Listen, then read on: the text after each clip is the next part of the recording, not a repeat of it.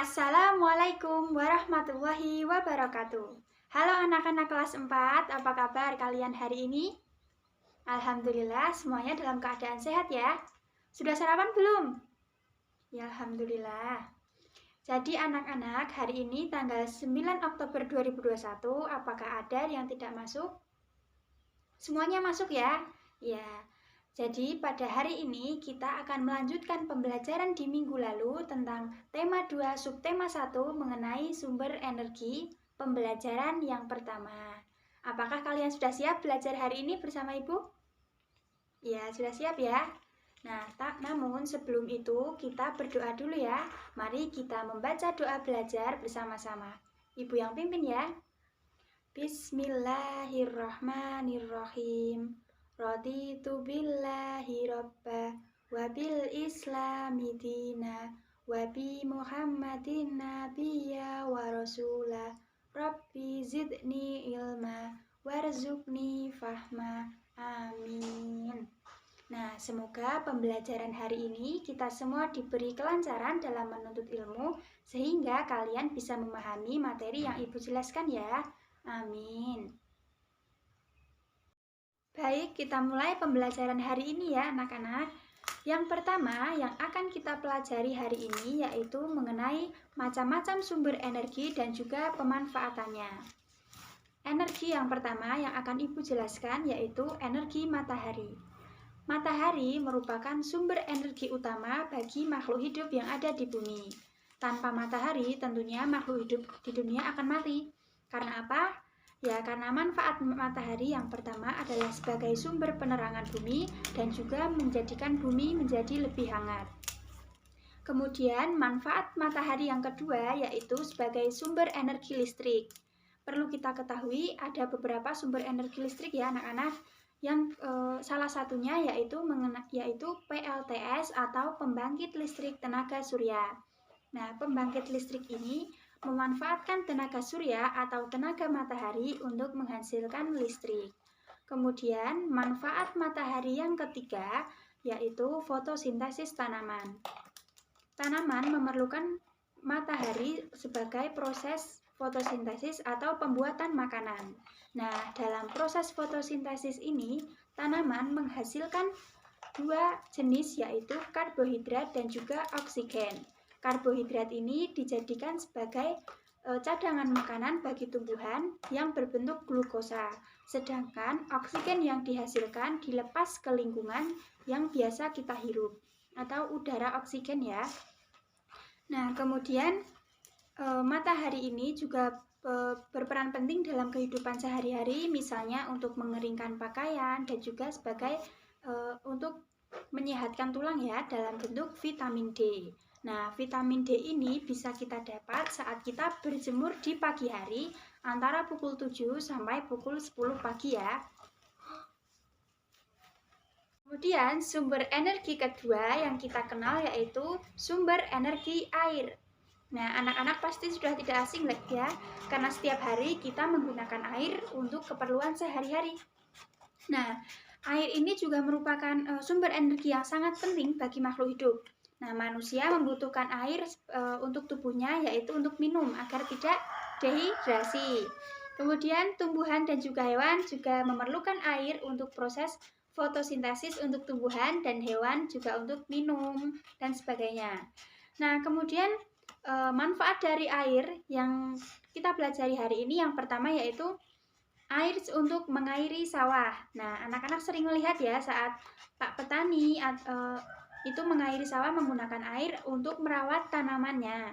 Nah, kemudian manfaat yang kedua yaitu untuk keperluan rumah tangga. Nah, keperluan rumah tangga misalnya apa nih? Ya, biasanya ibu kalian memasak, mencuci baju, itu menggunakan air ya. Mencuci piring dan juga mandi pun menggunakan air.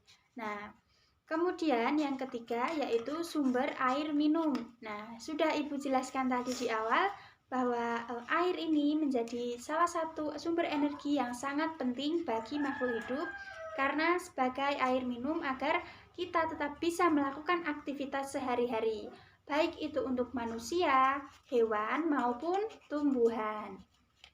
Kemudian, air juga bermanfaat dalam pembangkit listrik tenaga air untuk membangkitkan listrik atau bisa juga menggunakan kincir air. Nah, kemudian manfaat air selanjutnya yaitu sebagai wahana olahraga. Ayo, siapa yang tahu olahraga apa yang menggunakan air? Ya, olahraga berenang ya, anak-anak. Nah, siapa di sini yang bisa berenang? Ayo. Ya, pintar sekali. Nah, olahraga ini juga bermanfaat bagi tubuh ya anak-anak, apalagi olahraga renang itu bisa menyehatkan tubuh dan juga menambah tinggi badan. Sumber energi ketiga yang akan kita pelajari hari ini adalah sumber energi angin. Nah, sumber energi angin ini bisa membantu kita dalam aktivitas kita sehari-hari ya anak-anak. Misalnya apa, ayo? Ya, di sini yang laki-laki pasti sering ya bermain layang-layang. Nah, pada saat kalian bermain layang-layang itu, untuk menerbangkan layang-layangannya kan juga memerlukan angin untuk menerbangkan layang-layang tersebut. Nah, itu tadi salah satu contoh manfaat dari sumber energi angin. Nah, kemudian manfaat lain dari sumber energi angin yang pertama yaitu membantu mengeringkan pakaian. Nah, sama seperti energi matahari tadi, energi angin juga bisa membantu mengeringkan pakaian yang basah. Namun proses pengeringannya agak lama ya anak-anak, tidak secepat saat kita mengeringkan menggunakan bantuan energi matahari. Kemudian manfaat kedua dari sumber energi angin yaitu membantu nelayan menggerakkan perahu layar. Nah, bagi orang-orang yang berprofesi sebagai nelayan, tentunya kita memerlukan tenaga angin untuk menggerakkan perahu di tengah lautan untuk membantu mencari ikan ya anak-anak. Kemudian manfaat ketiga dari sumber energi angin adalah sebagai sumber energi listrik. Nah, sumber energi listrik dari angin ini biasa kita sebut dengan PLTB atau pembangkit listrik tenaga bayu. Bayu itu artinya angin ya. Nah, kemudian angin ini juga bisa menggerakkan baling-baling dari kincir angin yang kemudian dapat menghasilkan energi listrik. Ya. Kemudian, energi selanjutnya yang akan kita pelajari adalah sumber energi listrik. Kalian pasti juga tidak asing ya dengan energi listrik, karena setiap hari kita menggunakan listrik untuk membantu aktivitas kita sehari-hari. Banyak sekali nih aktivitas yang memerlukan tenaga listrik. Misalnya saat kita menonton TV, menyalakan lampu, mendengarkan radio. Nah, itu semua memerlukan energi listrik. Nah, manfaat pertama ya dari energi listrik adalah membantu aktivitas sehari-hari. Misalnya menyalakan lampu, menyetrika baju, menonton televisi, kita mencharge HP ataupun laptop itu memerlukan tenaga listrik. Nah, sebagai warga negara yang baik, kita berhak mendapatkan energi listrik yang cukup dari pemerintah yang dikelola oleh pemerintah yang dalam perusahaan listrik negara atau PLN. Nah, selain memiliki hak, kita sebagai warga negara berkewajiban. Ayo, apa kewajibannya? Iya, kewajibannya kita adalah menggunakan listrik sebaik mungkin dan tidak boros ya, atau dengan kata lain kita harus berhemat energi listrik. Sumber energi yang terakhir yang akan kita bahas hari ini yaitu minyak bumi.